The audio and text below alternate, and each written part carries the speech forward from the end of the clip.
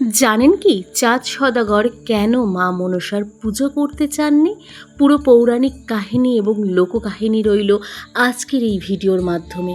সম্পূর্ণ ভিডিওটি স্কিপ না করে দেখতে থাকুন প্রিয় দর্শক বন্ধুরা, কারণ আজকের ভিডিওতে আপনারা মা মনসা এবং চাঁদ সওদাগরের একটি বিশেষ রহস্যজনক কাহিনী জানতে পারবেন। নমস্কার প্রিয় দর্শক, কেমন আছেন? হর হর মহাদেব, জয় মা মনসার জয়। চলুন আজকের ভিডিওটি শুরু করব। দিব্য চেতনা এবং দিব্য চেতনার চ্যানেলের পক্ষ থেকে আপনাদেরকে আবার একবার স্বাগতম জানাচ্ছি আরও একটি নতুন ভিডিওতে। এবং আজকের এই ভিডিওটিও কিন্তু হতে চলেছে মনসা দেবী এবং চাঁদ সওদাগরকে নিয়ে। তো চলুন সম্পূর্ণ ভিডিওটি জানবো এবং দেখব। তার পর্যন্ত শেষ পর্যন্ত অবশ্যই দেখুন, কারণ এই ভিডিওটির শেষের দিকে রয়েছে কিন্তু রহস্যময় এক কাহিনী এবং রহস্যময় এক বিষয়বস্তু। সেই কারণে অবশ্যই শেষ পর্যন্ত ভিডিওটি দেখার অনুরোধ রইল সকল প্রিয় দর্শক বন্ধুদের কাছে। আর আমাদের এই দিব্য চেতনা চ্যানেল ইউটিউব চ্যানেলের মাধ্যমে ভিডিওগুলি হয়ে থাকে যে ধার্মিক এবং ধর্মকথা, আধ্যাত্মিকতার, সেই ধরনের ভিডিওগুলির মতন ভিডিও পেতে চাইলে অবশ্যই আমাদের চ্যানেলটিকে সাবস্ক্রাইব করে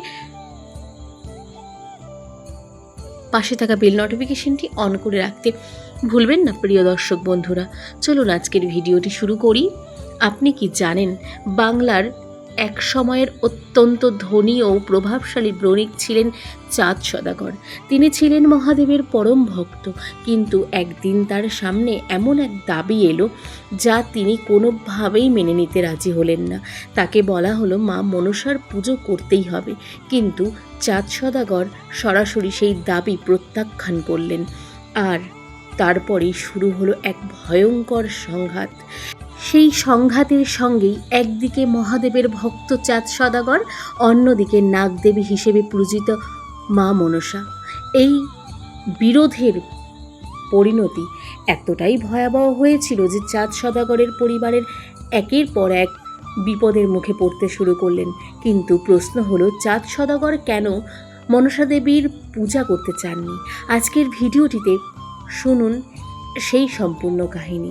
চাঁদ সওদাগর কে ছিলেন?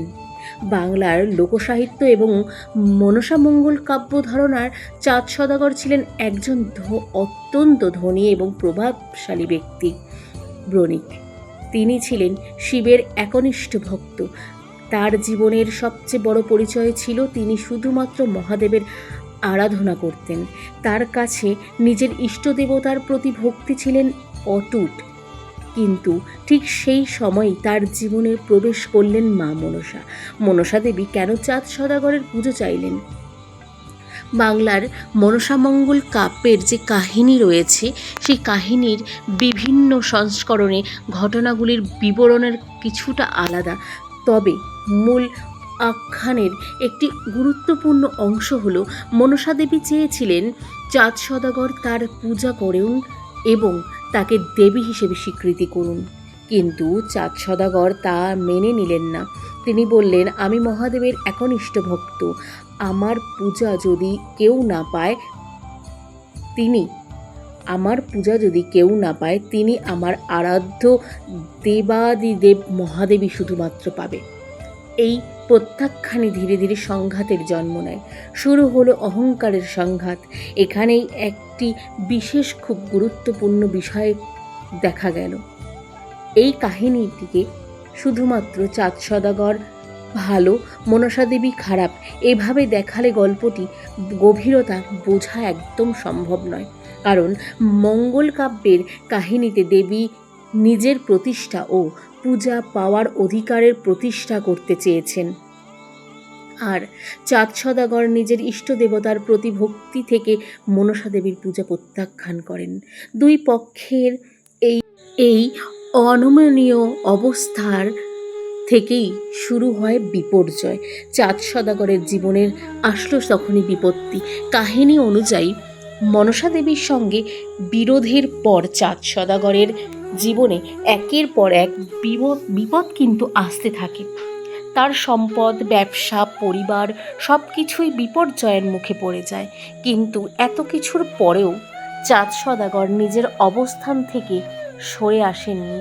তিনি মহাদেবের ভক্ত ছিলেন, তার বিশ্বাস ছিল ইষ্ট দেবতার প্রতি ভক্তিতে কোনো আপোষ করা যায় না। লক্ষিন্দরের জন্ম যখন হলো, চাঁদ সদাগরের পরিবারের সবচেয়ে গুরুত্বপূর্ণ চরিত্রগুলোর মধ্যে একজন হলেন তার পুত্র লক্ষিন্দর। লক্ষিন্দরের বিবাহ হয় সুন্দরী এবং ধর্মপরায়ণ বেহুলার সঙ্গে। বিয়ের সময় থেকেই কিন্তু একটি অশুভ আশঙ্কা ঘিরেছিল তাদের পরিবারকে, কারণ প্রচলিত কাহিনী অনুযায়ী লক্ষিন্দরের জীবনে সাপের দংশনের আশঙ্কা ছিল। চাঁদ সদাগর তখন ছেলের নিরাপত্তার জন্য বিশেষ ব্যবস্থা করলেন। লোহার বাসর ঘর লক্ষিন্দর ও বেহুলার জন্য তৈরি করা হলো একটি বিশেষ বাসর ঘর। লোককাহিনীর এটি পরিচিত রয়েছে এই লোহার বাসর ঘর নামে। উদ্দেশ্য ছিল একটাই, কোনো সাপ যেন ঘরের মধ্যে প্রবেশ করতে না পারে। চাঁদ সদাগর ভেবেছিলেন এবার হয়তো তার ছেলেকে কোনো বিপদ স্পর্শ করতে পারবে না, কিন্তু ভাগ্যের লিখন কি এত সহজে বদলানো যায় বা খণ্ডানো যায়? কালনাগিনীর আগমন। রাত গভীর হলে নবদম্পতির বাসর ঘরে চারিদিকে কঠোর নিরাপত্তা, তবুও লোককাহিনীর বর্ণনায় শেষ পর্যন্ত কালনাগিনীর লক্ষিন্দরকে দংশন করে। লক্ষিন্দরের মৃত্যু হয় এক মুহূর্তে। আনন্দের বিবাহ পরিণত হলো শোকে। বেহুলার পৃথিবী যেন থমকে গেল। বেহুলার অদম্য সংকল্প, কিন্তু বেহুলা হাল ছাড়েন না। তিনি বিশ্বাস করলেন তিনি তার স্বামীকে ফিরিয়ে আনবেন। মৃত স্বামীকে নিয়ে বেহুলা নৌকায় যাত্রা শুরু করলেন। শুরু হলো বাংলার লোকসাহিত্যের অন্যতম হৃদয়স্পর্শী অধ্যায়, বেহুলার ভাসান। বেহুলা যাত্রা। নদীর স্রোতে ভেসে চলেছেন বেহুলা। চারিদিকে অনিশ্চয়তা, তবুও তার মনে একটাই বিশ্বাস, তিনি তার স্বামীকে ফিরে পাবেন।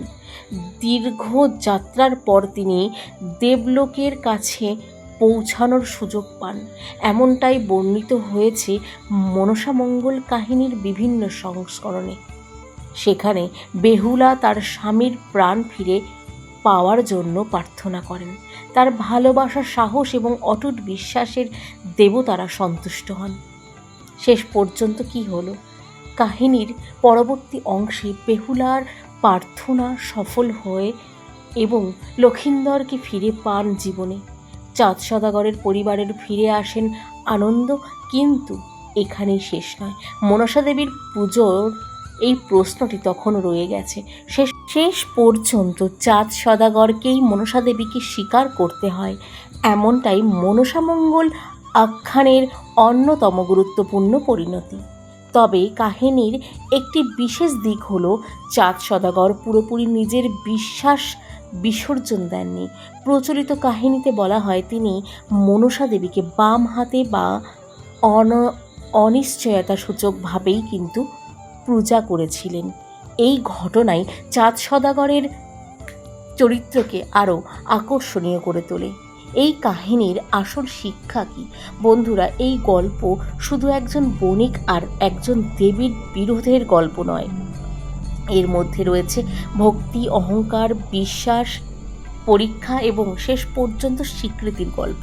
চাঁদ সদাগর নিজের ইষ্টদেবতার প্রতি ছিলেন অটল, আর মনসা দেবী ছিলেন নিজের দেবী সত্তার প্রতিষ্ঠার চেয়েছিলেন। বেহুলার চরিত্র আমাদের শেখায় ভালোবাসা ও বিশ্বাস থাকলে কঠিন পরিস্থিতিও বিরুদ্ধে লড়াই করা যায়। মনসা দেবীর পূজা এত গুরুত্বপূর্ণ হলো কেন? বাংলার লোকসংস্কৃতির অনুসারে মনসা দেবীর মূলত সাপের দংশন থেকে রক্ষা, সন্তান, পরিবার মঙ্গল এবং সমৃদ্ধির সঙ্গে যুক্ত দেবী হিসেবে কিন্তু পূজিতা হয়ে আসছেন। বর্ষাকালে সাপের উপদ্রব বাড়ত, তাই গ্রামীণ সমাজে সাপ এবং প্রকৃতির সঙ্গে সম্পর্কিত এই দেবীর পূজার সামাজিক এবং সাংস্কৃতিক গুরুত্বও তৈরি হয়। এইভাবেই মনসা পূজা বাংলার লোকজ সংস্কৃতির একটি গুরুত্বপূর্ণ অংশ হয়ে ওঠে।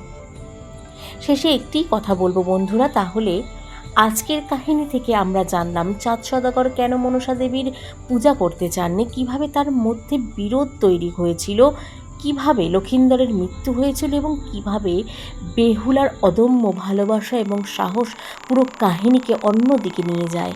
এই গল্প আমাদের একটি কথা মনে করিয়ে দেয়, ভক্তি কখনো শুধু পূজার আচার নয়, ভক্তির সঙ্গে জড়িয়ে থাকে বিশ্বাস, আত্মসম্মান এবং আত্মসমর্পণ। আপনার কি মনে হয়, চাঁদ সওদাগর কি নিজের বিশ্বাসে অটল ছিলেন, নাকি তার অহংকারই তার জীবনের এত বিপদ ডেকে এনেছিল? কমেন্টে অবশ্যই আপনার মতামত জানাতে ভুলবেন না। ভিডিওটি ভালো লাগলে অবশ্যই লাইক করুন, আপনার পরিচিতদের সঙ্গে শেয়ার করুন এবং আমাদের দিব্য চেতনা চ্যানেলটিকে সাবস্ক্রাইব করে এই ধর্মীয় এবং পৌরাণিক কাহিনী সিরিজের সঙ্গে থাকবেন। জয় মা মনসা, হর হর মহাদেব, জয় মা দুর্গা। সকলে ভালো থাকবেন, সুস্থ থাকবেন। আবার পরবর্তী ভিডিও নিয়ে আসা পর্যন্ত আমাদের চ্যানেলটির পাশে থাকবেন এবং আপনাদের মতামতটি কমেন্টে